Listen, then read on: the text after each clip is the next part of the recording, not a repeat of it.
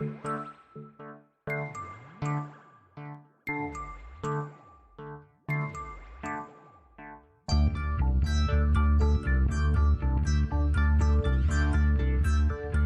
is Continuum Drag, a weekly podcast where we watch sci-fi, fantasy, and everything in between.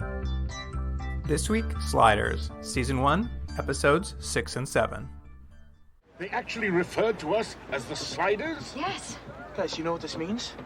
If we're sliders, my double's got to have built a sliding machine. Driver, 4159 Blue Jay Way. And hurry. Your house. My house. If the system's here, we won't have to reconfigure the timer. We can auto-set the system. We're going home! Welcome to Continuum Drag, the podcast sliding for our lives. I'm Luke, here's my co-host Jordan. What's real, Jordan? 10 out of 10. I like it. I want a sliding pun every time. That's all I'm hoping for. I think that was the final line in one of the episodes where they said, slide for your lives. And I was like, okay, you guys calm down. It's like a studio note. Guys, they have to add sliding. People don't remember what the show's name is. I was going to say, though, I think we've missed a turn, though, because every episode when you announce what the show is and you say it's, it's Johnny Tutu, episodes 6 and 7, or whatever show we're watching. Sliders, what people most remember from Sliders, I think, very weirdly, is in the opening is Sliders. So I think that's how you should be announcing the episode. I should do the Sliders Whisper. The Sliders Whisper. Episode 6 and 8, yeah, exactly. Honestly, it's really weird they do that whisper. People, honestly, if you ever mention anyone, you're like, oh, you're watching Sliders, the first thing they'll say is, Sliders. Honestly, when I posted the social media stuff for what we were going to watch, Erin, who is in our thank yous on this, she messaged on the question of what episodes we watched, and she says, all I remember is they whisper Sliders every episode. See, I'm telling you, it's for whatever reason, whoever came up with that, they nailed it because it's stuck in everyone's collective consciousness. I did not remember it all until we started watching the show. Sliders. I'm gonna do it all episode now. Every time you refer to them and in the third person or whatever. I'm like, anyway, so the Sliders walk through this doorway. Well, Jordan, before we get into these episodes, we're going to talk a little bit about the creators of Sliders, Robert K. Wise and Tracy, I believe, Trome, perhaps? Yeah, I didn't know how he pronounced his name either. A little, what is that, a little accent on top of the E? A little accent aigu. But I did a little looking into them, and maybe you did too. But I'll get us started if you like. Sure. I'll just pepper with stuff. Amazing. So here's a little background on Robert K. Wise, who... interesting career, an interesting way of finding his way to being a creator of this show is he's a real comedy film producer and really came up with disgraced director John Landis. So they seem to have been people who came up together, which explains why John Landis is an EP on this show. Do you think that is the lasting memory of John Landis? That he's disgraced John Landis? I mean, when you kill a few people and some children, I think that's what happens. The first thing I think is he got in a fist fight with Eddie Murphy.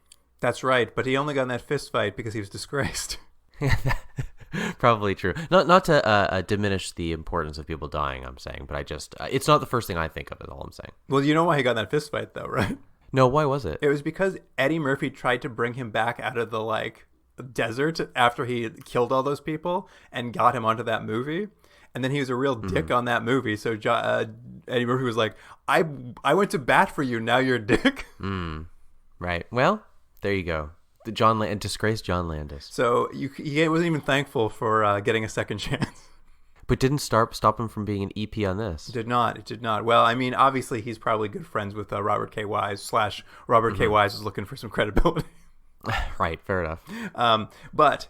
Robert K. Wise has produced movies such as the Kentucky Fried Movie, The Blues Brothers, The Naked Gun, Tommy Boy. Yeah. There's some good ones in there. I mean, real interesting that he's come onto this science fiction show. Though after watching the pilot, I think it makes it there's a lot of comedy in that pilot. Now I kind of see where that's coming from, perhaps. Yeah.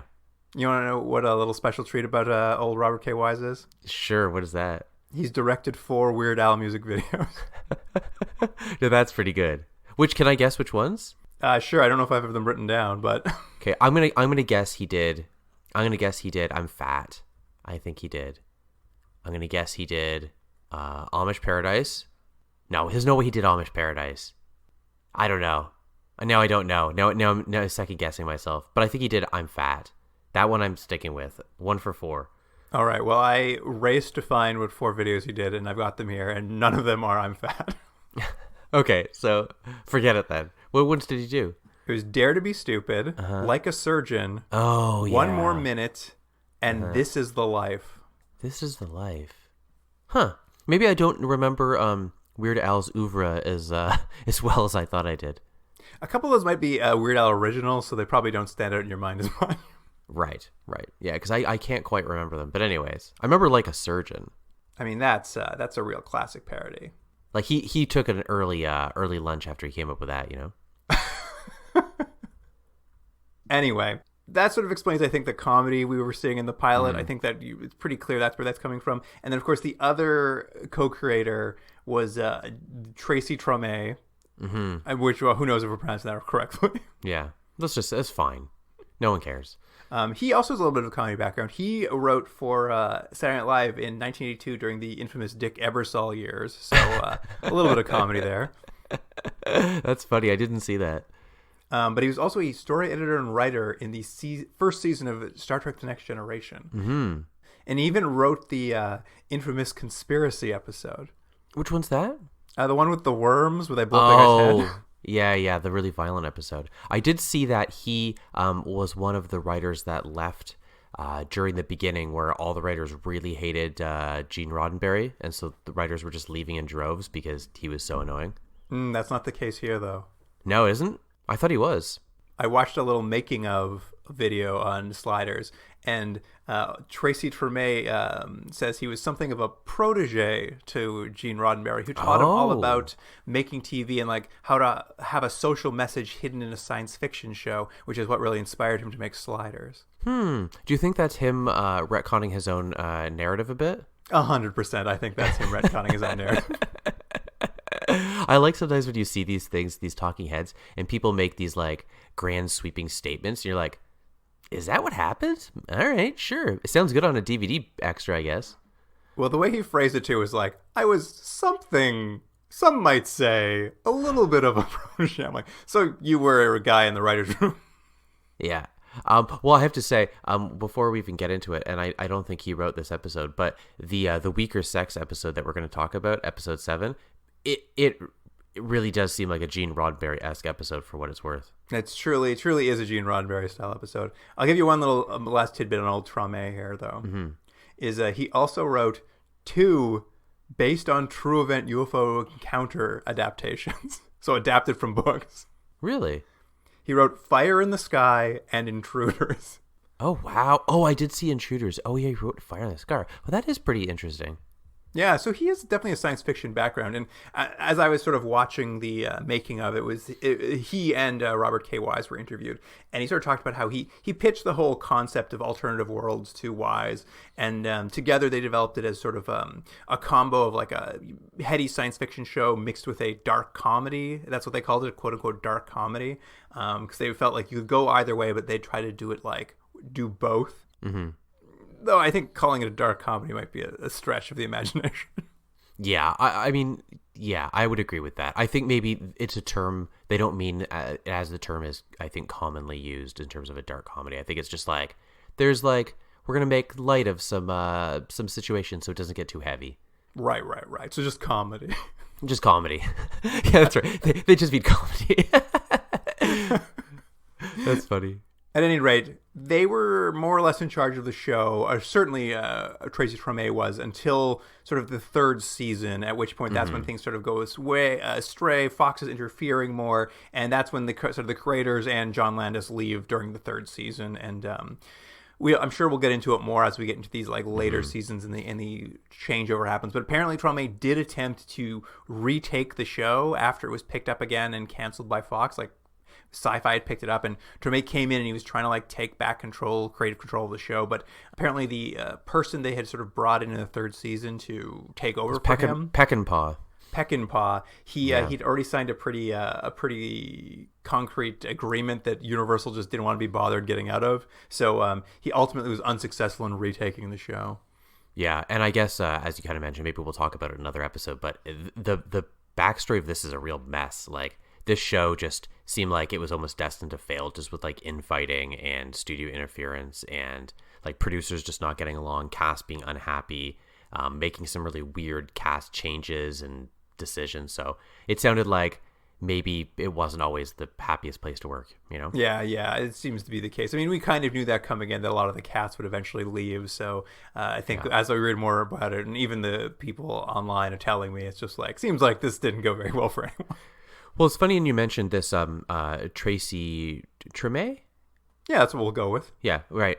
It seems like the narrative this gentleman has kind of had is like, you know, I had this great idea and we made this show and everyone sort of interfered with it. But every kind of interview I've read with him, he kind of seems like, I don't know. He seems he doesn't seem like I don't know, like he as my grandma would say, if he was chocolate, he'd eat himself, you know? Oh, that's a good saying. I like that. Yeah, so I don't know how to feel him, because everything's kind of blamed on this Peckinpah and like studio interference. But then I see things he says and I'm like, I don't know if like you would have made it that much better. Yeah, well, we'll get into these 2 episodes, but as I watch them, I'm just like, are you not maybe very good is the problem? Well, maybe that's a more succinct way of saying it. It's like if we didn't interfere, our thing would be better. And it's like, it also could have been that you also were not very good and the interference maybe wasn't helpful, but maybe also the product you're making was also poor. Yeah. I mean, Can be more than one thing. we'll see how it goes as we make our way through the seasons for sure. See if it matures, or if maybe it was always destined for disaster. But leading into episode 6 here, Eggheads, I'm gonna just say it right off the bat. I like this episode, Luke. I liked Eggheads. Oh, good. Well, here's the IMDb summary for season 1, episode 6, Eggheads. Mm-hmm. In a world where intelligence takes precedent over athletics, Quinn replaces his double, who is hiding and competes as the captain of Team in a sport named Mind Game, which implements rugby-style activity with answering high-caliber questions. Yeah, I think that's pretty good. I'll say a few things as we start. For this episode, there's 2 major plots happening, and I think it works pretty seamlessly in this episode. I was more invested in the B plot than in the A plot. I thought it was very sweet, and I think there's a really sweet, beautiful idea there. Whereas the other one is just the A plot's kind of just fun and kind of silly about the basic idea of this society and how geniuses, or whatever you want to call it, intellectuals have been made to these superstars. Which, again, I think you have to realize when you're watching the shows, you can't think about it too much about the world and how the mechanics don't think at all and everything about it works. if you can. Yeah, because it's just like, you just go, okay, it's fun. Like, wouldn't it be weird if in this world black is white and you're like, all right, let's just go with it. Yeah, well, it starts off, the sliders arrive. I like the premise of the show is now completely in sketch. They land wherever they land. The first thing they do is they flip open their timer and say, Yeah. 5 days. We got 5 days. Yeah. So this one, they have 5 days, and almost immediately they see that the world is weird because Yeah, Jordan. Libraries are open late by popular demand. was that the first thing? That's the first thing they see is that sign. They're like, too crazy, man. I thought it was the Einstein in a Gap ad. I mean, that's second. They see a punk listening to classical music on like a boombox. Yeah, and then, which, by the way, I don't know if that means anything about intelligence, or like your musical taste, but regardless. And then basically what happens really quickly is people start asking Quinn immediately for his autograph. Like, it's like one person sees him, then more people, and they start getting crowded. And then also Max, Arturo, he also starts getting people swarming him for an autograph, to the point where they're getting squished and pushed. Like, people are just like, know who they are and want their autograph and want like a piece of them, to the point where like they're getting a little overwhelmed. Yeah, and the big tease here is they ask someone in the crowd, Wade and Rembrandt, like, why is everyone so excited about this too? And they're like, you don't know? They're famous sliders. And you're like, what? What? Everyone knows. And then the audience is like, sliders. Yeah, exactly. And then they whisper sliders to us, and the show continues. But yeah, we've talked about it a bit, but like, let's just describe, which I think is an easy way to talk about sliders. What is the premise of this world? The premise of this world is that intellectualism or intelligence has become the most, I don't know what you say, not the most popular thing, the most in pulp culture and everything in the world is directed towards intelligence, as opposed to, they're sort of making, I guess, a comment that our greatest celebrities, and so are, athletes and things. And in this world, it's, geniuses. Yeah, I mean, it's a classic argument. It's like if we treated celebrities or we treated scientists like we treat celebrities, everything would be better, basically. Like, what if there was a world where the being smart was what got you famous, basically? Right. But here's what's weird about it, though, is that they sort of want it both ways, though, because it's not just like people are really interested in some sort of dissertation. They're still playing sports. Yes. Well, that's it. There's sports around this. I believe at some point we see a music video for a rap group called Poindexter and the Study Crew. Yeah, it's more that everything's the same. It's just that the topic in the things we already know is science. Yeah, I guess so. I mean, it doesn't quite work, I know. It doesn't really. But the big thing here is there's a game called Mind Game. This is the big sport on this planet. And this is what Quinn plays, and this is why he's so famous. And did you figure out how Mind Game works? I made some notes, but it's such a weird game. Sort of. Here's what I kind of figured out is you've got a board that has squares on it. Each square has different numbers. And I think you get points based on what square you happen to be standing on. And what it basically is you have a ball. There's two teams, and the ball is thrown back and forth. You're supposed to hold the ball, get to a certain square that you want the points, answer a question, and then throw the ball off to another teammate who's doing the same sort of thing. And you're basically trying to be on the highest point number squares before you get tagged out. And you answer, because all the questions they have multiple answers, so you want to get as many answers as you can before the other team tags you out. Is that pretty much it? Sort of. It's more like the board game Go. Like, you're really only getting one square. Oh, you only get one. What it is that like Go, you're putting down like markers on a board, and you can take other people's spots on the board like Go. Have you ever played Go? No, clearly not, because I thought it was different rules. Yeah. But the idea is just like there's 20 spots on a board. You get a spot when you answer all the questions right, and then the opponent can take over that spot by answering the question next to your spot. That takes over spots next to you, basically. So that's how Quinn will later win a game by getting one spot, but it ends up taking over most of the board because it's a very open spot that'll knock out all the other players' points, basically. Okay. So disregard everything I said. Anyways, it's not entirely clear, at least for people who may not know that game, but it's for me, I was just it doesn't really matter. I kind of see where this is going. Yeah, I mean, it's that. The intro said it's sort of like rugby. I'd say it's more like flag football in that, to get someone out, you have to tap a little button on the side of their thing. And then the questions involved is you have to answer questions. The first question is just Family Feud. You just play Family Feud. I do like that. Yeah, it's to see who's going to go first is basically what it is. Instead of a coin toss, they essentially Family Feud it. They're like, we asked 100 scientists, what's on the board? And I'm like, okay, dumb, but let's go. And then the other questions, because this is the whole setup is just is this where geniuses thrive? Everyone's the best. The questions are sub-Jeopardy questions they're asked.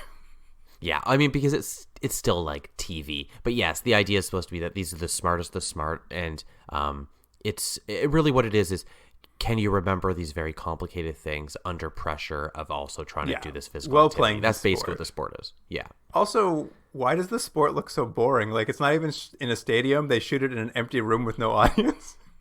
Well, because they shot it on a stage, Luke. It was so weird because I was at first I was just well, that's fine. I get it. You're not going to get all the extras out to do all this stuff.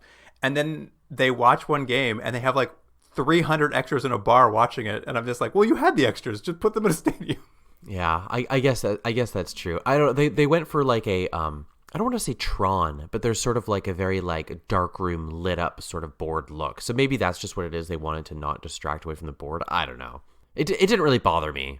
It looks a little more like a game show than I thought so too. I thought it looked like a game show. And it was funny because I think there's some things that are done better than others. I actually thought the sort of hip hop video I thought was done very well. But I did think the opening to the game and sort of the newscasters talking stuff, I thought it looked a little bit chintzy, but I was just whatever, it is what it is. It's what they've decided. I'm not too worried about it. But that's the world. That's the world they've landed Yeah. in now. And of course, the sliders are excited because if they've landed in a world where they have doubles, and those doubles are sliders as well, then they can just use their doubles slide system and potentially auto set their timer to return them home. So they're very excited. They're like, we just have to find the slide system, fix our timer. We're going home. This is it. This is the last episode of Sliders. Yeah, I like that. I think already probably as a viewer, because this is episode 6, you're probably like, no, you're not. Like, that's the point of the show. The show can't end, so you're not going home. So it's funny. This sort of little bit of tension is immediately erased because you need the show to keep going. But yeah, but I do like that. They do seem like they haven't been broken down enough. Like the characters in the show, they're still like, hey, it's not a problem. But the first thing I thought is like, how long do you think they've been gone at this point? Because they say this one it's 5 days, and seemingly, some of them are longer, some of them are shorter, but they don't seem that worried about what is happening back home because they've been gone for seemingly weeks and weeks now. Are they not worried about like what's happening at like there's like people looking for them and their families are maybe had funerals, like, you know what I mean? I guess there's nothing they can do about that till they get back. I suppose. Why worry about it, I guess. I mean, they don't have families. Who cares? Well, what's her face in the first episode? It's like, I got to go home and call home immediately. So she has someone. Well, in this case, too, they go to Quinn's house hoping they'll find the slide system there and hoping maybe his mom will be there. But his double and his mom are gone. Apparently, they put the house up for sale and moved away. But everything's still there because the house isn't sold. They go in, and there's no lab in the basement. It's just a regular old basement, just full of trophies of playing mind games. And we have to say, we find out, the sort of question that starts is, why if he's... because we find out Quinn is like the most famous like celebrity athlete genius in the world, or he's very famous anyways. Like he's on the Wheaties box and stuff. Wheaties with 2 E's. Yeah, Wheaties with 2 E's. Why would he be selling his like very modest house for money? They're like something's weird here. Well, they're not like that. We, the audience, are. The sliders themselves have no curiosity. That's true. No, I think to be fair, I think Rembrandt might mention it. Oh, maybe it could be. But Arturo immediately, once they see the house and they know they need to find the slide machine, he proposes, why don't we just take our double celebrity identities and like find the information we need? And I was like, sounds foolproof. What could go wrong?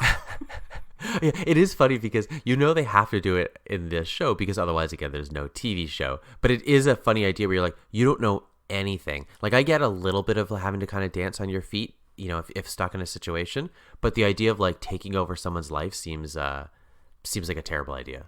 Particularly at this point, they don't know that their doubles aren't readily available. As far as they know, their doubles are like down the street, and they're just like, let's just take their lives right now. I don't know, maybe we'll bump into them.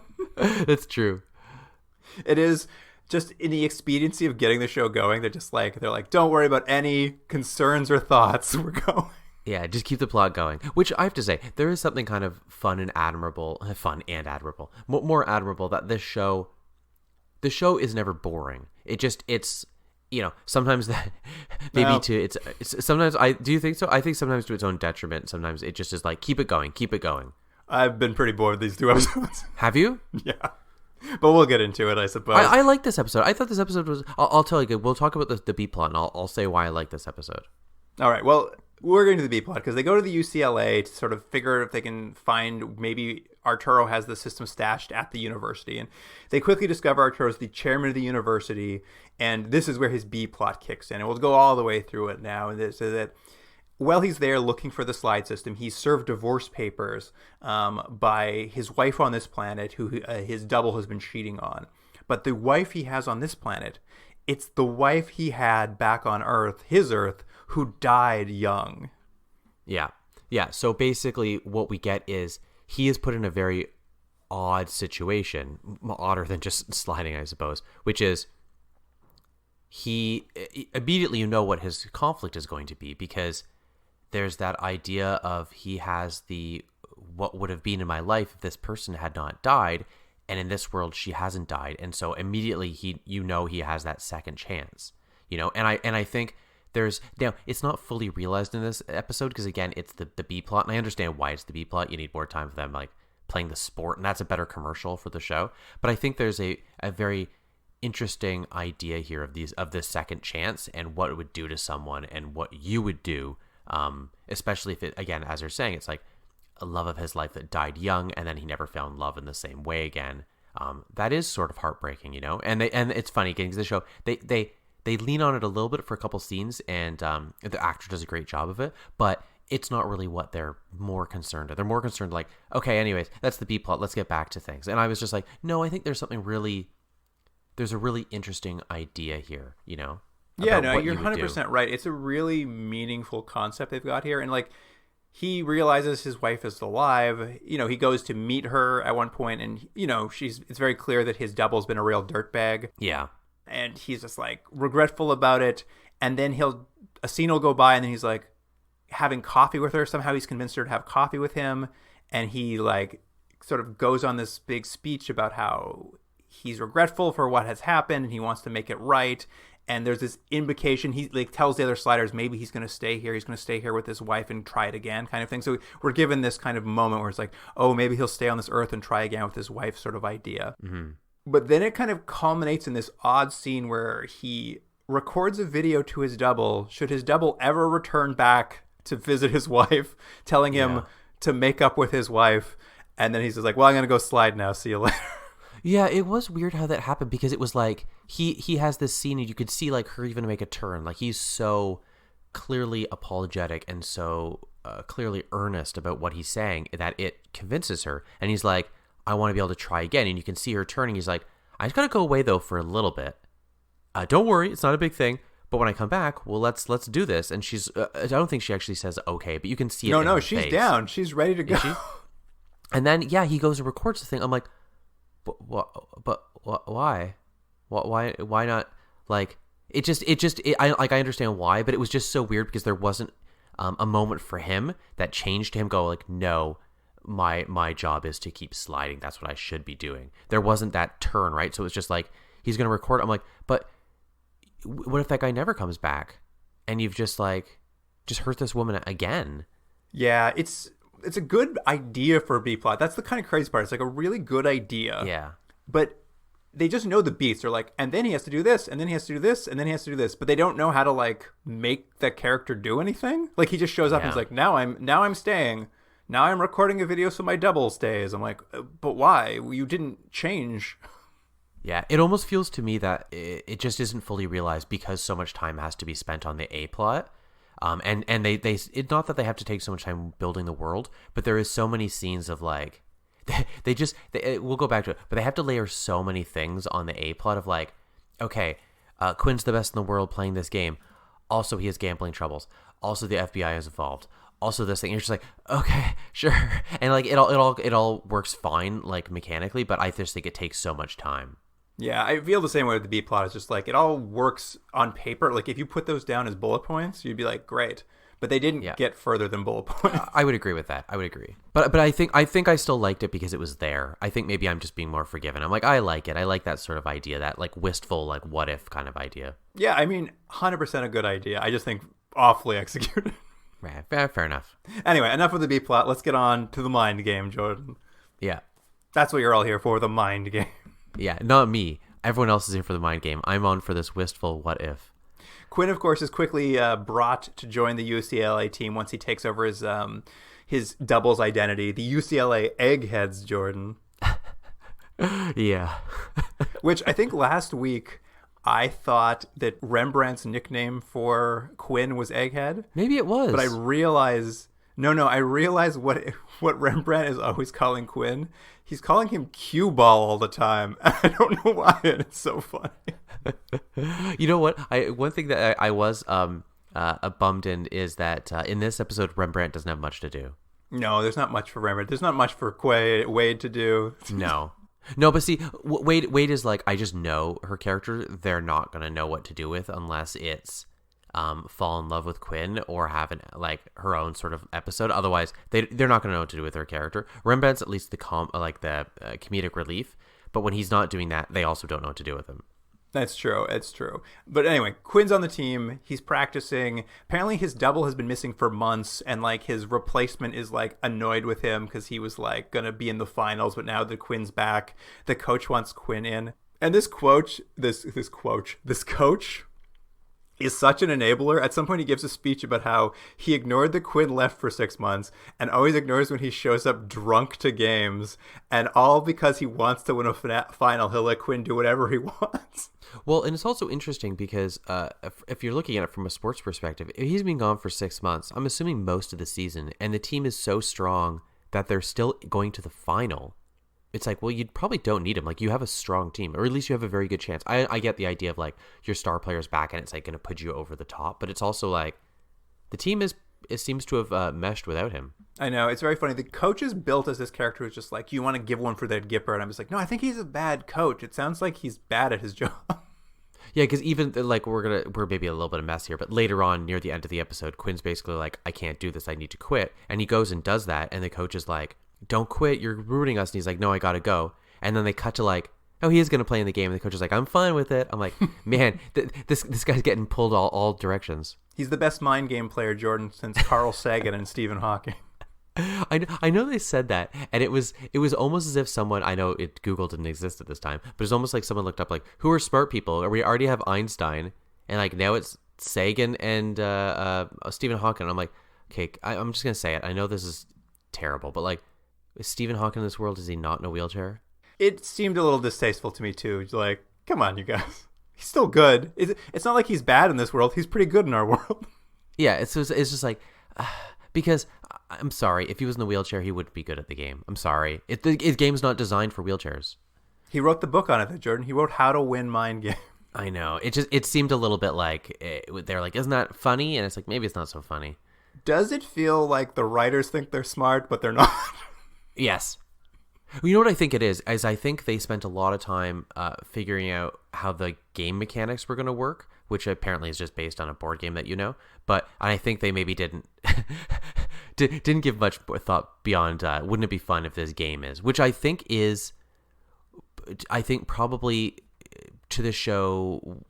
How do I say it? I think sometimes it's going to work well in the show and sometimes not work well in the show, which is basically like, you know, the elevator pitch. This world, A, B, and C. And this world, you know, G, E, F. And it's like, it works sometimes, but maybe not others. And this one, it's like, everyone's smart in this world. You're like, oh, okay, what does that mean?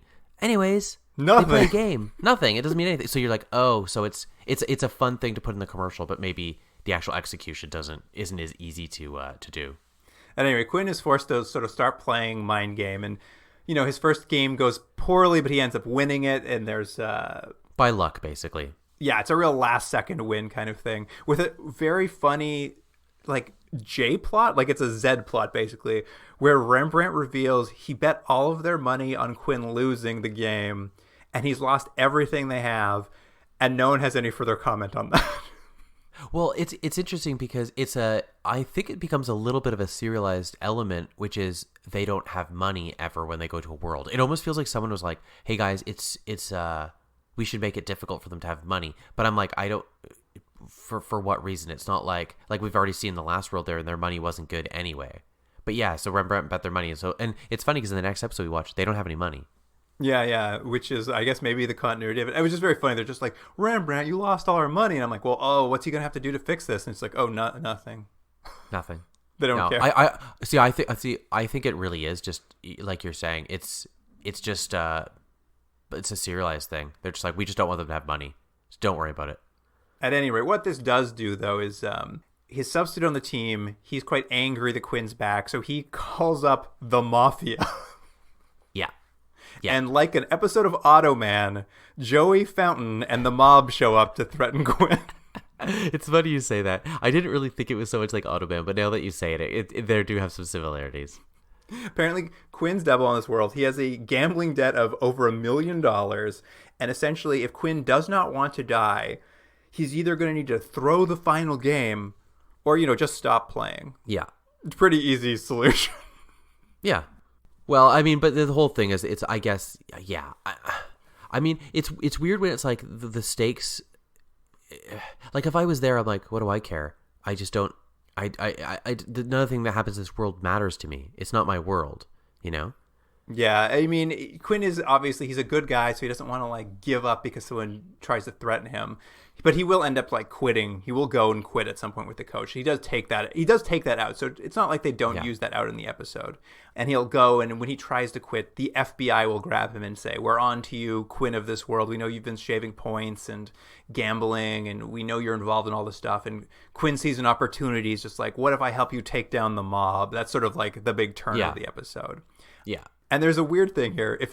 If that was like the Z plot of the episode of the losing the money, they go back to another plot, which was, hey, aren't they sliders? Isn't there a slide machine on this world somewhere?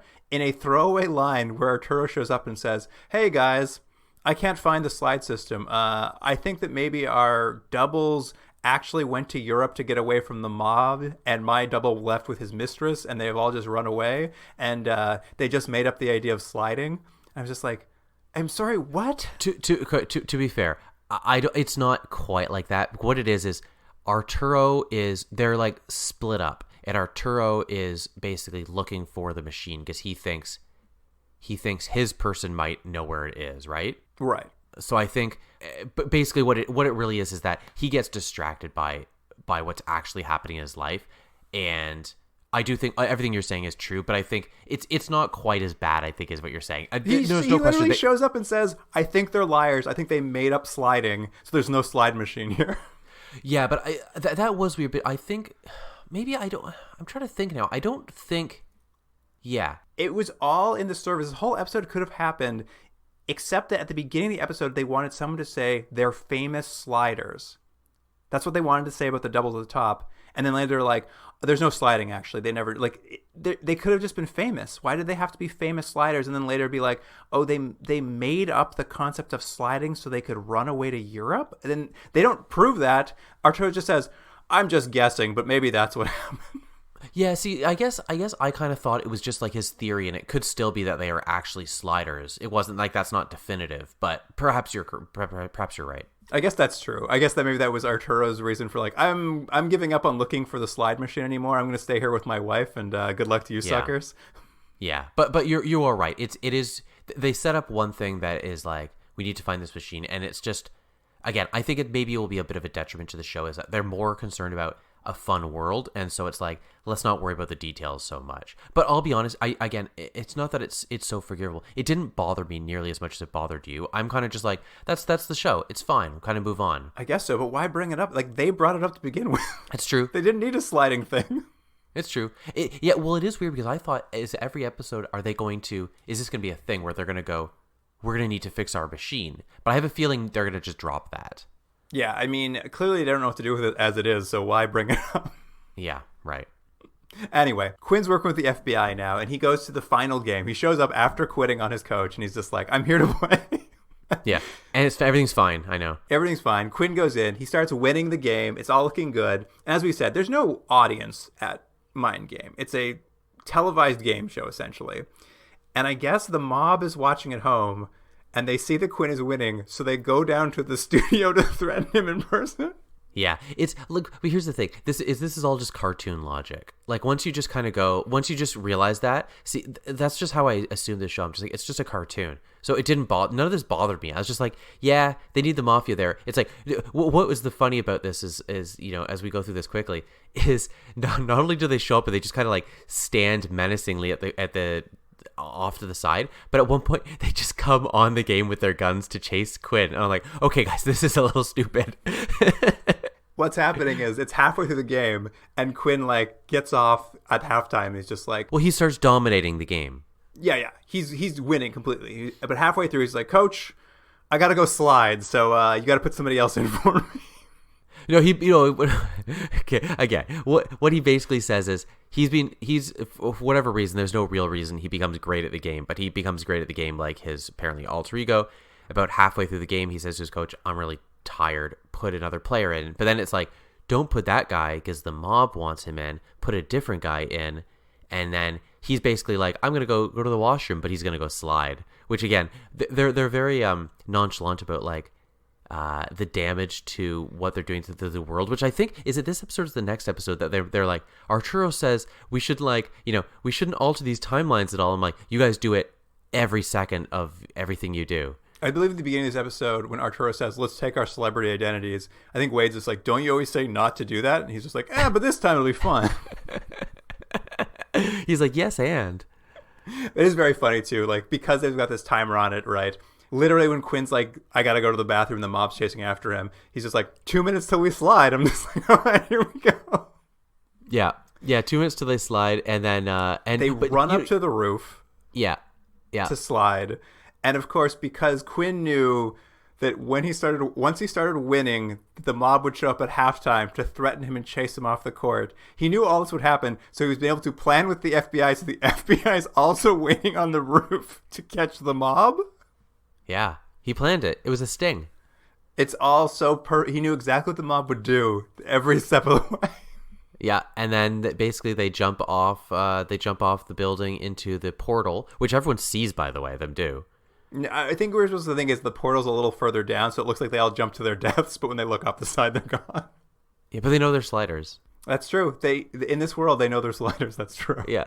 So, anyways, and then so they've won, I guess. Oh, and then what he says, and then Quinn leaves, and for no reason he says something. I watched it 3 times. I was like, what is he saying? Because the music's over top of it, and I realized the reason I didn't understand it because it's Latin. He says a Latin phrase to leave, but why does he do that? It's because Joey Fountain, because it's Smart World, Joey Fountain, every time he threatened him, used Latin, being like, you'll be dead soon, mortis rictus or whatever. So that was like, we're in Smart World because the mob guy says a couple phrases in Latin.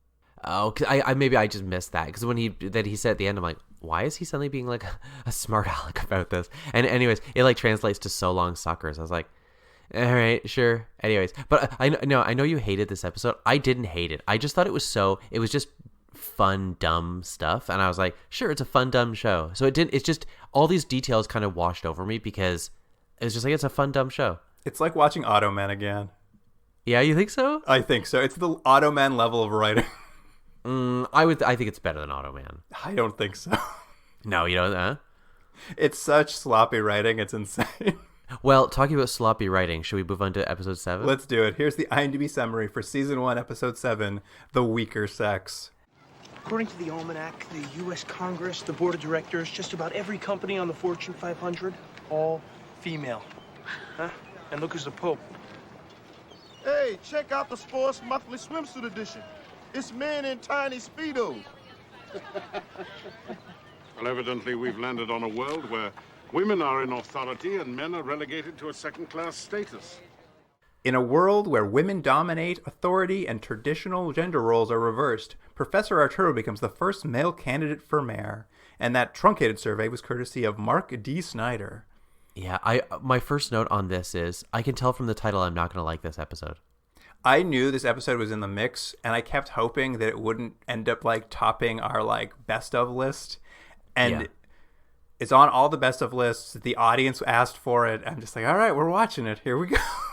Yeah, and it's exactly what you think. It's here's what I'll say. I'll give credit where it's due. This is not as offensive as it could have been. Absolutely, like it's not quite. Right? It's not quite as like it's not Roddenberry level of insanity. Yes, it's not. It's not like that, but it's. I don't know if this is the term used, but it's as superficial as you could have. It's basically like, it's almost like an episode based on a comedy bit of like, men are like this, women are like this. Am I right, people? And like, what if we turn that to an episode of TV? So it's not that it's offensive. It's just that it's sort of shallow. Yeah, I mean, essentially, they don't have any real thoughts on gender inequality at all. Anytime they have to comment on it, they essentially just are breezing over by the basic messages. Whenever it comes up, they're like, equality is best. And they'll just be like, anytime it has to come up, they're just like, equality is best. No more discussion about this, please. Yeah. So basically they go to a world. They pop out in a forest, clearly in Vancouver. And they're there for 6.5 weeks. I was like, 6.5 weeks? It's a long one. And I gotta say, that slide landing looked rough. I agree. They like land on the forest floor, and I was like, ooh. I think Arturo flips over a couple of times before he lands. It's like they really get thrown out of that slide hole. Yeah. Although, when I was watching that making of documentary, Jerry O'Connell was talking about the slide landings, and he said, "Oh, it was so much fun at first, and then I like really hurt my back on a mic pack when I fell on it, and then it really sucked." And he's just like, and what's his name, John Rhys Davies? He refused to do them and always made a stuntman do it. I'm like, of course, you only make a stuntman do it.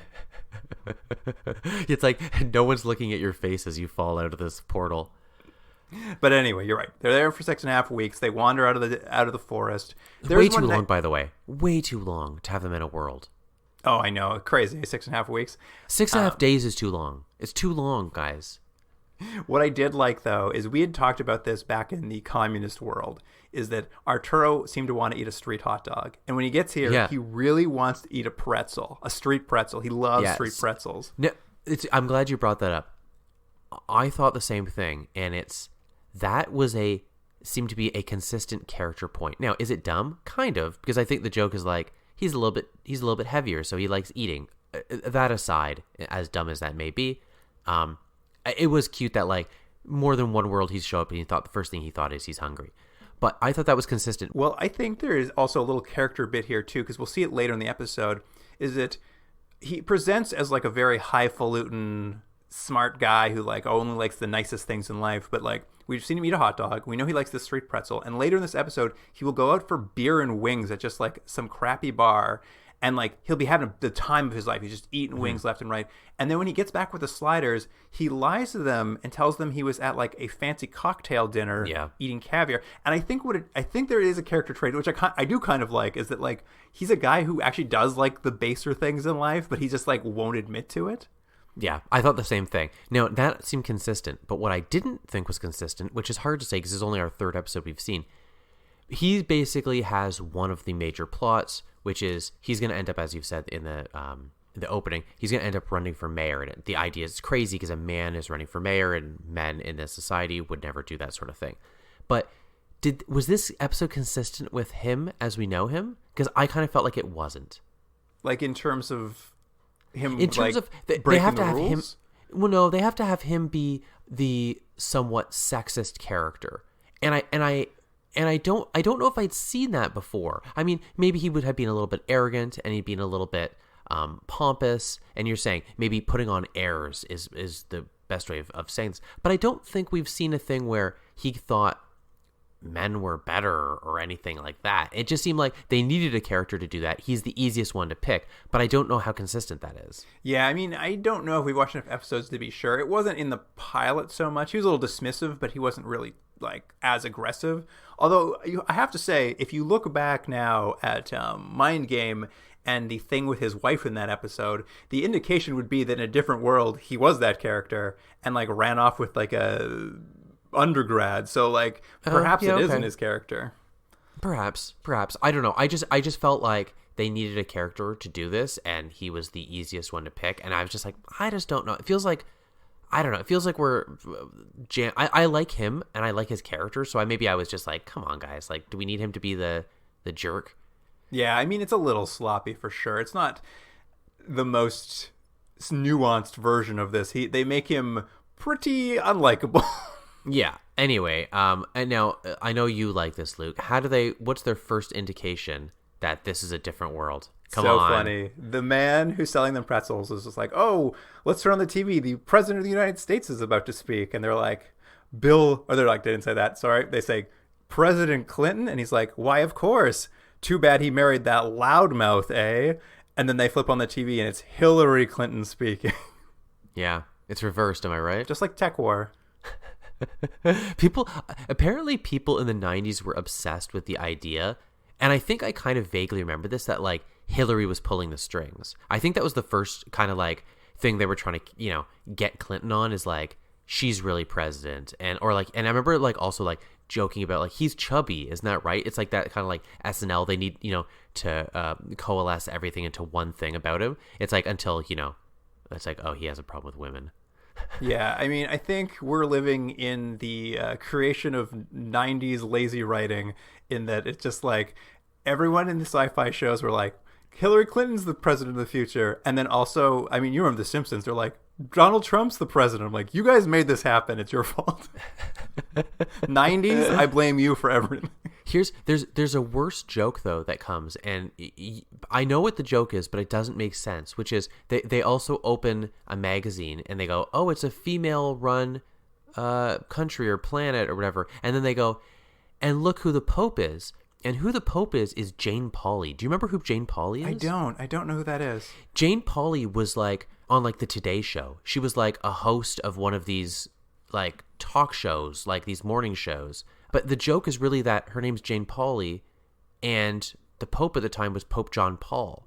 So the whole joke is that her name kind of is like Paul, like John Paul. Her name's Jane Pauley. That's because they go Jane Pauley II. I'm like, but one, there hasn't been another Jane Pauley Pope, maybe in this world, but Jane Pauley is just a talk show host. It was honestly, for whatever reason, that joke bothered me more than everything in these 2 episodes combined. It was so dumb. You can really see the influence of the executive producer of Scary Movie 3 right here. Yeah, it's just like, oh, this is so dumb. Anyways, honestly, I know you didn't like last episode. Of the 2, I would take the other episode of this one any day. You want to hear some interesting trivia from IMDb? Sure. They went out to Hillary Clinton to play herself. Did they really? I'm sure that went nowhere, but yeah. Well, there you go. She was like, sorry, sliders. I don't think so. All right, so we've pretty much, I think you know what this world's about, but I'm going to give you a little history because we get a history lesson about how this world came to be at some point. And obviously what we've seen, women are in charge. Men basically have switched roles. They're the homemakers. We'll see them be the object of female desire. I think Quinn really gets ogled by a woman at some point. Like, it's pretty on the nose. Though I'm not 100% sure they're landing this entirely. Like, there's a moment where they're like, the men go off to do their man things together, their stupid little man things, and they just go to a bar and drink wings and smoke cigars. I'm just like, if the roles were reversed, wouldn't they be like doing something? It didn't quite make sense to me, but it doesn't matter. I agree. It's funny. They have this conceit for this episode, and it still doesn't quite work because you're right. They're like, when the men have time, they still go off and do like men things. I'm like, but shouldn't this all be reversed? Like, yeah, in the 40s when we used to let our wives go off and hang out at the bars and just be by themselves. Anyway, how this all came to be, the male dominance on this planet flipped, as they say, quote, hundreds of years ago, when women got tired of men, quote, warring. And now the world has no war and no like violent crime, essentially. Yeah. But I do have a question about this because later in the episode, a little more details will slip out where they start talking about how this all happened after a national plebiscite in the United States. Like, that's when the gender wars are switched. There's a national plebiscite in the United States. The United States, I think it's 1771. So this happened at most 200 years ago that these roles switched. Does that make any sense to like this level of societal change? I mean, yeah, the short answer is no. None of this quite works. And I don't know why they even had to add that in. Did it add anything to the episode? That's what I mean. It's just like, it doesn't make sense. Like, why did you add that much detail? It just raises more, like, it couldn't just be like, in this society, it's matriarchal. Like, you're done. Why go to this much trouble?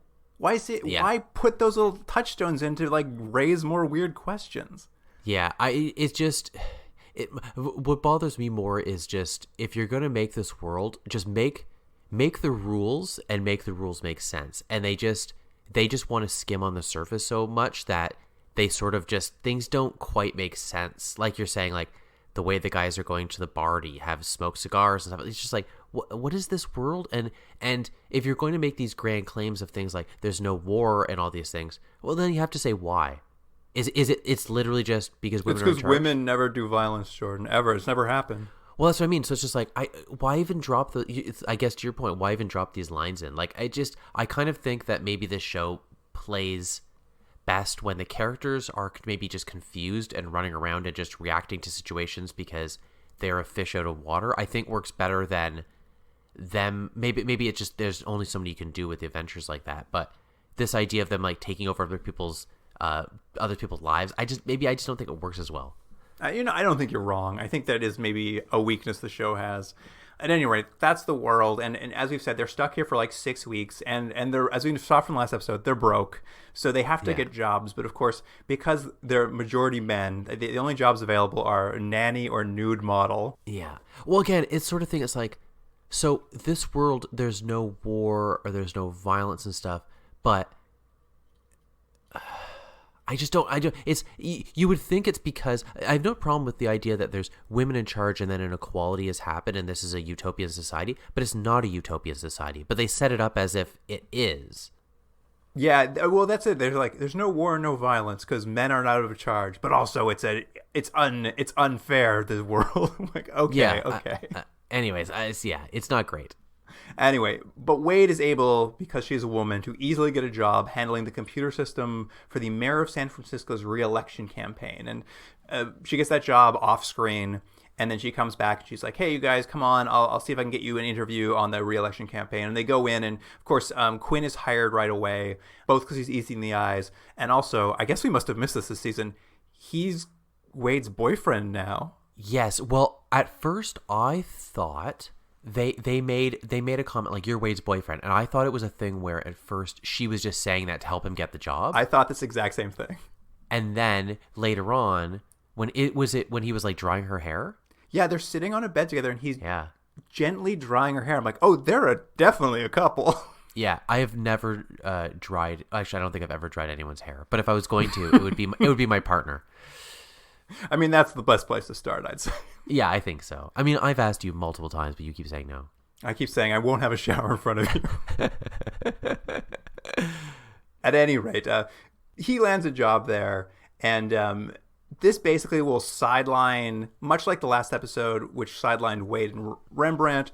Wade and Quinn this episode are very much sidelined at this mayor's office for the election campaign. They're not important to the episode. We'll see them here and there just to add some points, but they're mostly not characters. But don't you think it's crazy that in this episode, which is a female-dominated world, you have a female character? Don't you think this should be her episode? I 100% think it's insane that the only female character in the show has no role in the show where, isn't it weird we reverse the genders? Yeah, like her role in this episode essentially is to be like, put her hands on her hips and go like, come on, this is good, come on guys. And I was like, oh, it's bad. It's like, because what it really is I looked it up, by the way.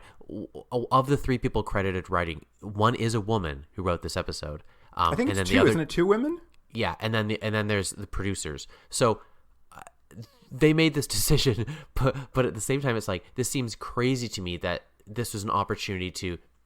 I mean, look, the show has to be light. You can't get so heavy with these things. But there's some opportunity for at least some conversation here. And what it really is the men being like, things kind of suck. And I think you sort of implied at the beginning. The really what they want to say is, isn't it better if just like we just like things are as they are, but like it's a little more equal, so things equal. Like, we're not saying men should be in charge, but let's just have it. Let's have us both in charge. You know what I'm saying? Yeah. I mean, definitely every time there's a push and shove comes up about like, you know, Arturo running for mayor and wanting his place back as a man, he's always just like, it's always kind of just like tempered by being like, I'm only fighting for equality. I'm not fighting for dominance. And it's just like, are you though? Yeah, because that's the thing. Because then the messaging he has though is all about how men should rise up and men can do all these things and they should be in charge and all this sort of stuff. I'm like, well, you're going back to what not what you're saying. You're going back to the society you come from. Yeah. You're going back to 200 years ago, man. At any rate, there's a B plot in this episode, much like last episode, and it's entirely Rembrandt's B plot. He doesn't get a job, so he's been busking on the street, which I realized, I'm like, he's the only kind of useful slider in that he can sing and busk wherever he goes. Yeah.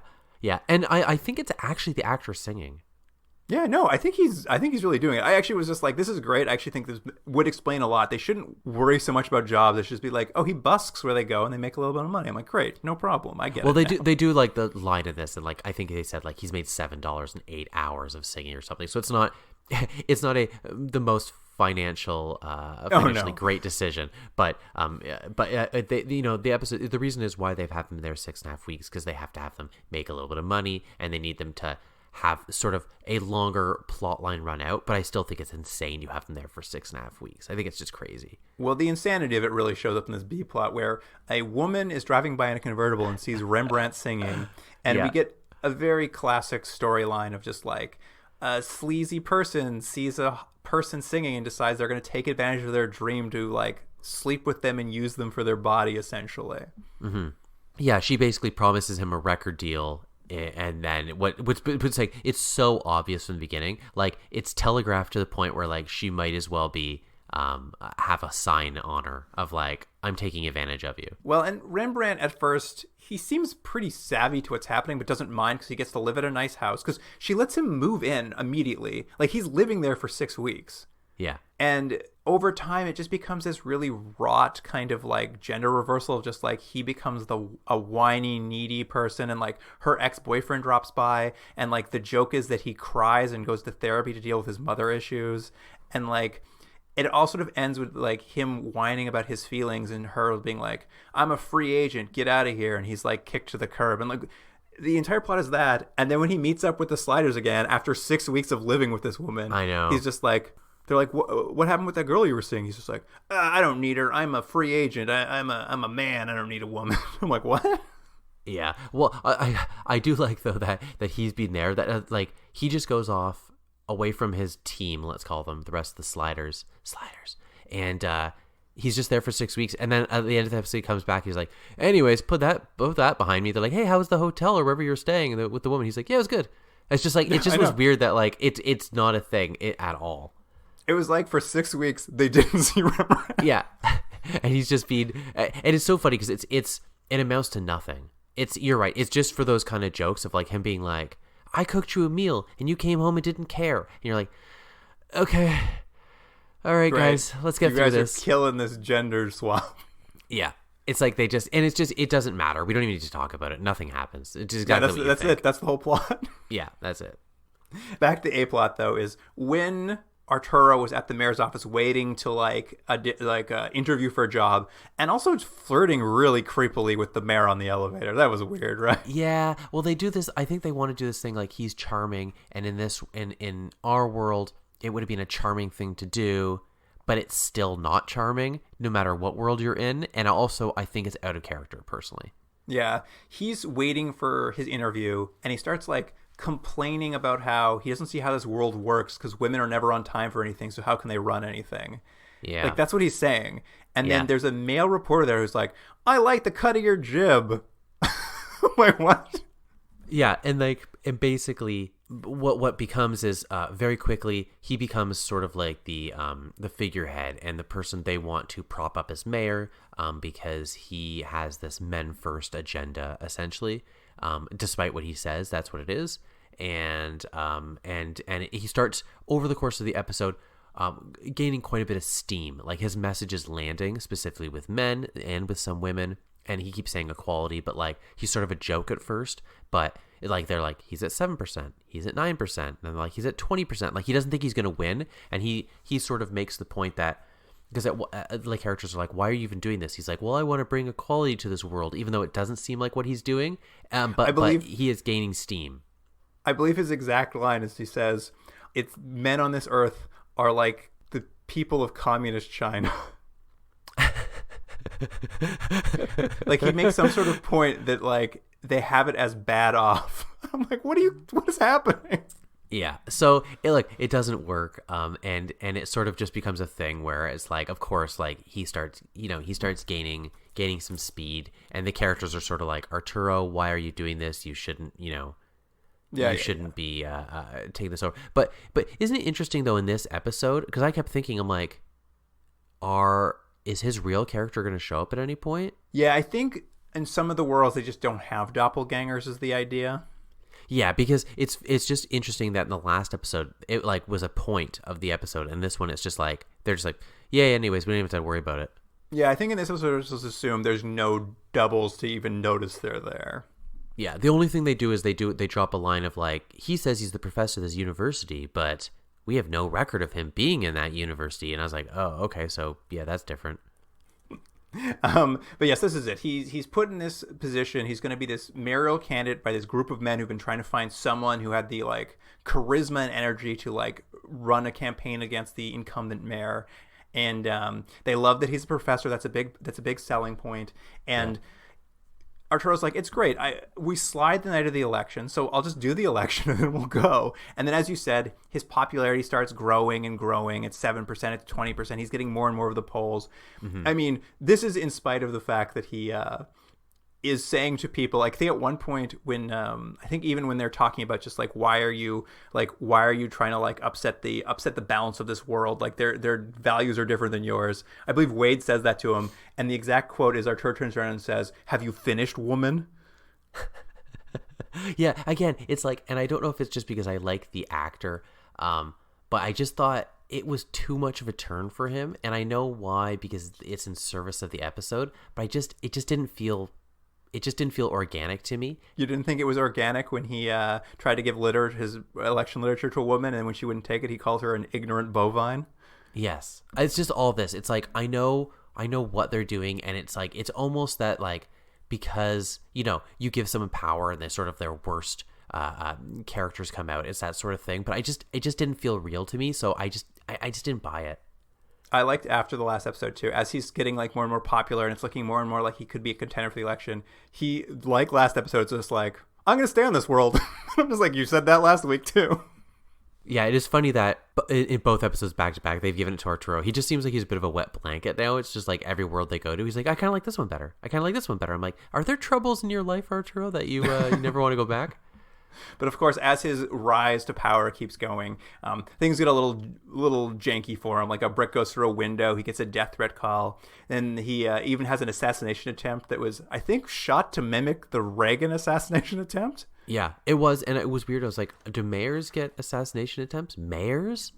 I think what they're doing here is they're equating him to the civil rights movement, perhaps. Yeah. Which maybe not the way you want to go, but okay. Yeah, it's the further they get along in this episode, the more their conceit sort of falls apart because they hadn't thought it out to begin with. He does at some point compare himself to Martin Luther King. Yeah, I mean, it's not good. And again, Luke, let me just say again, it's not as offensive as it. We're making it. Look, is it a good episode? No. It's not that it's offensive, it's that it's lazy is the problem. It's just like, they're like, here's tropes. Men are like this, women are like this, let's make an episode. And that's as deep as they went. That's the biggest crime this episode has, is it's just lazy. I don't think it's not meant to be offensive. I think now with modern eyes, we watch it, I'm like, guys, this is bad. But I don't think it's ever intended, like it's not mean-spirited, it's just lazy. That's just it. Its offense is that it's the laziest thoughts that ever happened on page. Yes, and for adults to have written this. Yes. We do get to see 2 political ads, though. I believe I like Arturo's the best because his slogan for his campaign is, I favor the good things in life, and I oppose the bad things in life. I was like, what a slogan. Well, it's funny because that is what Quinn says at one point. He's like, oh, wow, you've really got it on a limb there, huh? Yeah, very funny. I like that a lot. But then we also see the attack ad that the mayor runs against Arturo, where she calls out the fact, just like, he says he's a university professor, but like, he's not. There's no evidence of it anywhere. And that was the first thing I thought. As soon as the like men came to recruit him, I'm just like, do you not want to vet this guy, even in the slightest? Yeah. But yeah, it is what it is. But it also leads to one of the only scenes between Wade and Quinn in the episode where the mayor brings Quinn in to get a man's perspective on this attack ad. He watches it. He gets upset there's an attack ad on his friend Arturo. And he takes Wade aside and he's just like, this is your fault, Wade. The only reason they would know he's not a university professor on this earth is if you told them. Yeah, I know. And I was like, the fuck you talking about? I know, it was weird because they needed the character to be angry at her, but there was no real reason. Other than it could have just been like, you should have told them to like lighten up on him. You know what I mean? Because he's your friend. It could have been something to that effect, even though I don't know if that works. But yeah, they were like, he's like, there's no way they would have got that information. I'm like, yeah, they could have just made one phone call. What's the thing? The information. He yells at her for telling them about this, to ruin Arturo's chance, which they should be trying to ruin Arturo's chances. They should not be trying to help him. And then Wade says to him, he's like, she says to Quinn, it was on the front page of the New York Times. And he doesn't apologize. He just storms off. I forgot about that. That's true.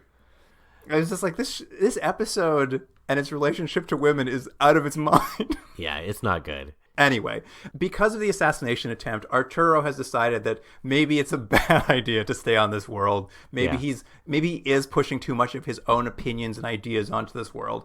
And basically, they decided he's got a big debate coming up against the mayor, and he's gonna throw that debate, and it'll ruin his campaign, but it'll still give hope to the men's rights movement of this universe, basically. Yeah. Now this is the big crux of this all, is that he's going to throw the debate, and it's very clear because he says how I'm going to throw the debate is basically I'm going to do something. I wasn't familiar with this historical thing of this guy who I guess was running for president at some point, I guess probably either in the Republican Party or the Democratic Party, and cry during a debate, and basically he looked weak or effeminate or whatever it was that people didn't think he was a strong enough leader, right? He's going to pull a Muskie. Yeah, so he wants to, but I was like, I can see exactly where that's going to go. It's not like I'm going to go to the debate, I'm going to say terrible things, or I'm going to forget my points, or things that would actually make you look bad in a debate. Agree with everything that your opponent is saying and not have any points of your own. But to cry, I'm like, I know exactly. Everyone will just give you sympathy. So it's not a great strategy, but it is the one he does. Of course, he does go to the debate. He does sort of I think we're supposed to assume that the debate's been on for a while, but it almost looks like it's the first question. It does. And then she makes one question. He basically goes you've hurt my feelings. And he cries and walks off. And I immediately the guys come out. His guys, he's polls are in. I'm like, okay, it wouldn't happen like this. You wouldn't have a poll in 3 seconds. But yeah, I believe they even say something like the Insta polls here. I'm like, you guys, shut up. Yeah. So anyways, it's people like it. And it's now after that performance of 3 seconds, essentially neck and neck. Yeah. Hard cut. It's election night, the night they're supposed to slide, and they're all sitting around. They've been there 6.5 weeks. They're all sitting around the campaign office waiting to get the results. Arturo's not sure if he's going to stay or go now that he might win the election. And CNN calls it. The incumbent mayor has won just in time. I think they say there's 2 minutes left of the slide, and Arturo's let me give a quick speech to the people, and he gives a 4-minute speech. And I'm well, the time has come and gone. But at any rate, the idea is the CNN makes the announcement. They slide out of that world, and then his campaign manager runs in and says, CNN was wrong. BBC and NBC are calling it for you. You won the election. But it's too late. He already left. Yeah, he just left a pin. And so, they made a lot of damage in this world. Oh, yeah. It's quite significantly. But not as much damage as happens in the button on their next slide.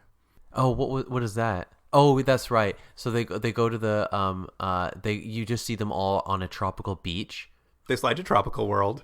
Yeah, Tropical World, and they're just enjoying themselves. And then they made a bet, Wade and Arturo made a bet that I by the way, I only refer to his last name, Max Arturo.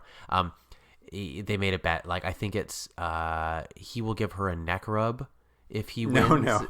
What was it? If Arturo wins, Wade will give him a neck rub. Weird. Right. Oh, yeah, that's right. And if he loses, he has to be her slave for the whole slide. And then they go to a place for 9 days. So to be a slave, he has to, get her a drink. I remember they were he has to get her a drink. I'm I've gotten someone a drink before. That's not a bother at all. It's a nice thing to do for someone. Were they only on tropical land for 9 days? It wasn't a 7-month slide? Yeah, I know. Could you imagine? I hope there's an episode where we're here for 4 years.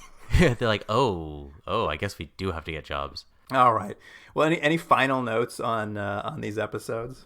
Well, the one thing I will say is, we'll talk a little bit more of the history of the show as we go. But there was this idea, and I keep saying this over and over, where people were the beginning of the show is really about ideas and it's about these concepts, and it's when the show is really great. And later on, it kind of becomes focused on action and stuff. And I started wondering, is it that great though when these ideas aren't that fully realized? It's a nice idea to have these concepts, but if you're not executing them, I don't know how great it is, and maybe you guys should just do an action show. I don't mean to sound like a studio guy, but maybe that was the point. Maybe it was these are not that great. Why don't we just focus on what you guys are good at, which is having a fun time? Yeah, I think that's the thing about this concept is either you're going to do a fun episode where there's something weird happening, everybody here has an eye in the back of their head but you, and you got to cover that up the entire time you're here. It's got to be a weird big idea that you're just running around having fun with. Or the Trome guy said in his own words, he's just like, I learned from Roddenberry, and Roddenberry told me you could do social issue episodes with these science fiction concepts. And in both of these episodes, I would argue they've attempted a social issues commentary. But I guess that becomes the question. It's just like, What is the commentary? if Eggheads is about what if the smart were worshipped like celebrities, their answer is they're still scumbags who cheat on their wives and steal money, and society's no better for it. So I guess the moral is scientists should be treated like they are currently. Yeah. And then like the weaker sex episode, here's the thing. You said it throughout the episode. You understood that Rembrandt was being written to be a little overly sexist. That was the idea for the episode. Arturo, sorry. Yeah. What did I say? Who knows? Rembrandt. Rembrandt. He gets, Arturo. he's a housewife the whole episode. It's That's terrible. right. But I mean, I guess that goes through. Arturo's being overwritten as a sexist, and Rembrandt is being written as like a housewife in this episode. But I would ask you this: they've made him just like he calls someone an ignorant cow. He says, "Shut up, Yeah. woman." What does he learn, Jordan? Does he learn anything? I would argue he learns nothing.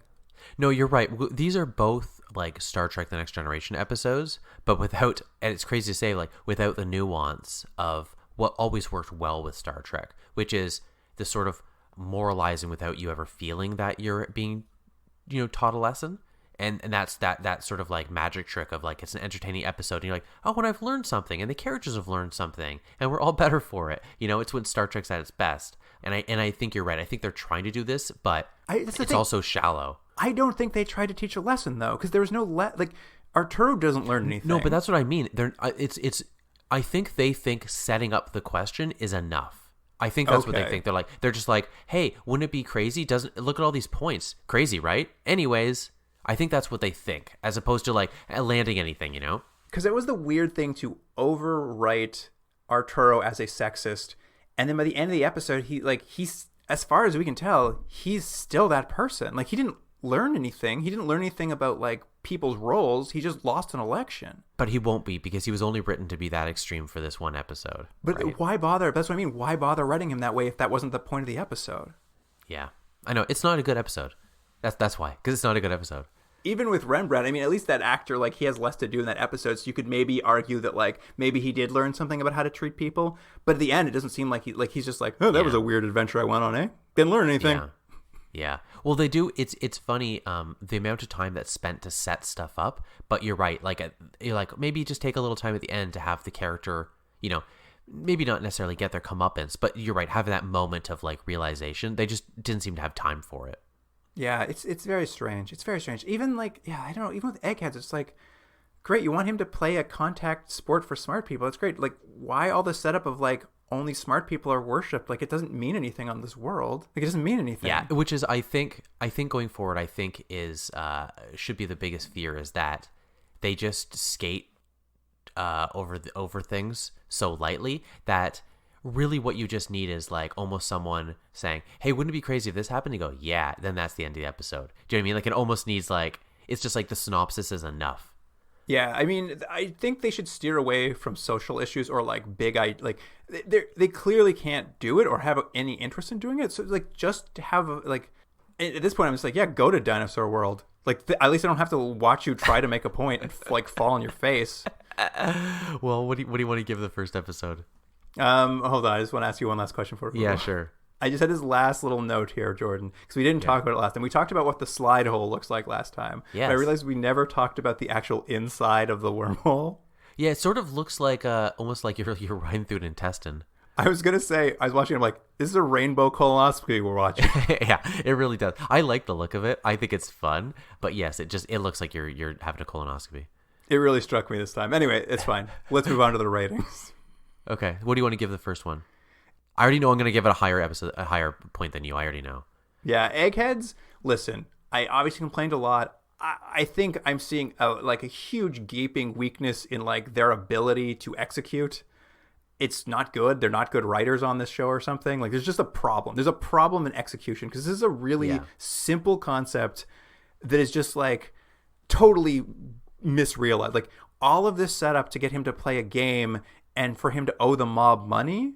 Yeah, well, that's the major problem is where it could have been an interesting thing of like, what if we valued intelligence more in our society? What would it look like? that's an interesting concept and how the world will be different. And it's not like them going like, oh, geez, this works better or this works better. Or you find out, oh, human nature trumps everything and the things are the same no matter who we value or who we put up on our pedestal. That's not the episode they have because they thought, wouldn't it be funny if there was a game that people played, but it's like a trivia game. That's basically what this is. So I kind of got that and I just forgave it because I was like, that's just the level we're at. It didn't bother me, but I maybe because my expectations were just lower, perhaps. Yeah, I guess so. It just didn't work for me at all. And then, like, again, I think you're right. The Rembrandt idea is a sweet idea, completely mismanaged, misexecuted. Arturo, doesn't work. Yes. Arturo, sorry, whatever the names are. Like, whole thing is like a mess from start to finish. I'm gonna go 4.5 only because like it is fun with the actors still, but like what a mess. I would agree with you. It's a mess. I had a fun time though. I still more enjoy it than I didn't enjoy it. Perhaps that I was watching it late at night. I'm gonna give it a 6.5 out of 10. 6.5. Yeah. And then of course the weaker sex. The weaker sex I thought was a weak episode. Again, it maybe I'm just being forgiving because it could have been like a catastrophe and it was just like dumb. And it wasn't. Again, it's not so bad. It's just like, guys, this is just like it's almost just pointless, which is maybe even worse. I gave it a 4.5. 4.5. Yeah, I mean, it could have been a very ugly episode. I was so grateful that no one called it Feminist World at any point, and I thought for sure that was coming. Yeah, that's true. So it wasn't as ugly or as like hateful. And actually, there's two women who are credited with writing it. Actually, have gone on to like they wrote that Zelda Fitzgerald show for Amazon. They created that show, so like they've been way more successful than the actual creators of Sliders. So I don't really put it on them either. Yeah, but I think it's a little bit not a tired idea, but it's not a realized idea at all, regardless of the talent.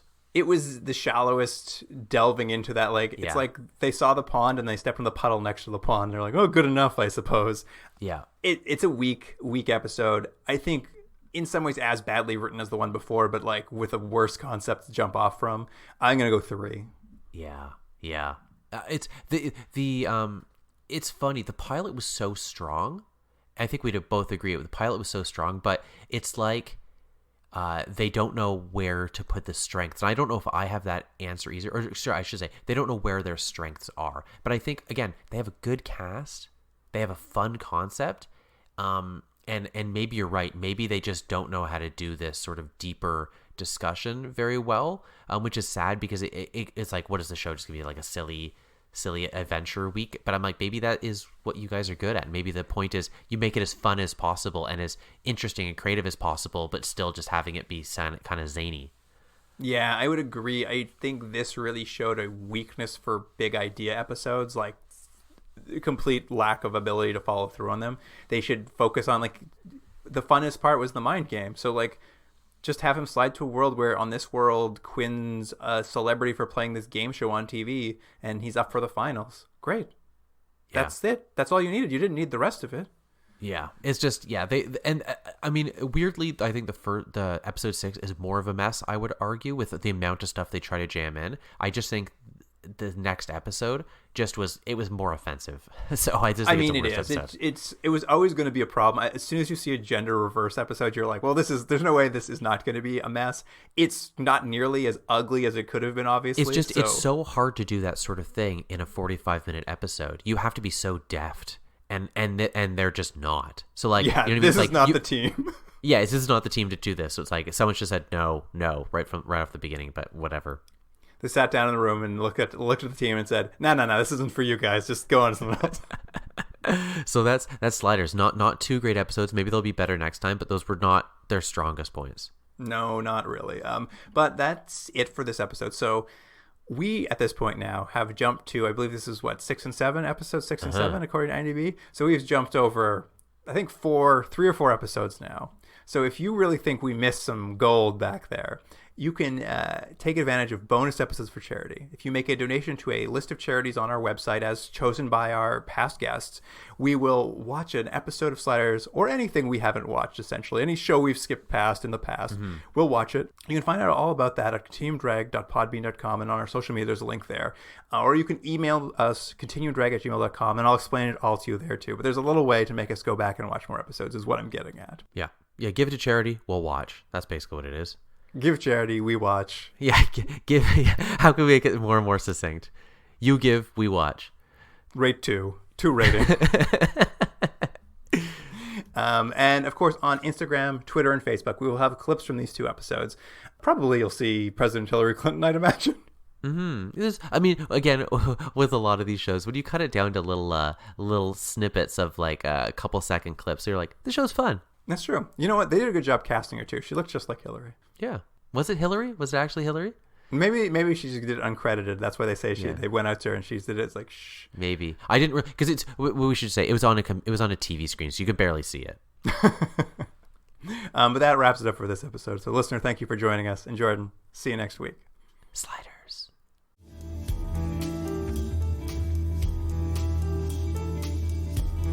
Continuum Drag is recorded in Toronto, Ontario, and Seoul, South Korea. Theme music by James Rick Seidler. Produced by Jordan Delick and Luke Black. Special thanks to Aaron Yunes.